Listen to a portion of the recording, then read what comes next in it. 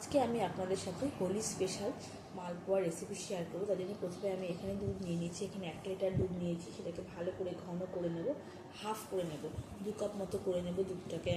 আমার দুধটা জাল দেওয়া হয়ে গেছে, এখন এটাকে আমি ঠান্ডা করে নেব। আমি একটা পাত্র নিয়ে নিয়েছি, তার মধ্যে নিয়ে দিলাম 2 কাপ ময়দা, এখানে দিলাম 2 কাপ তারপরে সুজি, তারপরে আমি দেব 2 কাপ চিনি, তারপরে আমি এখানে দেব 2 কাপ দুধ। 2 কাপ দুধ দেওয়ার পরে আমি এটাকে ভালো করে নেড়ে নেব।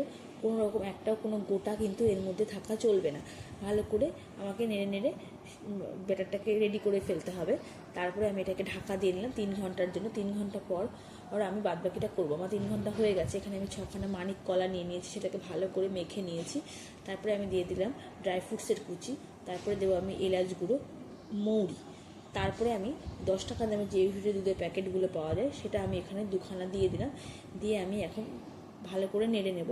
তার মধ্যে কিছুটা দুধ দিতে হবে, দুধ দিয়ে ভালো করে নেড়ে নেড়ে ব্যাটারটাকে রেডি করে ফেলতে হবে। এরকম কনসিস্টেন্সি আপনারা রাখবেন, এরকম রাখলে আপনাদের সুবিধা হবে ভাজতে।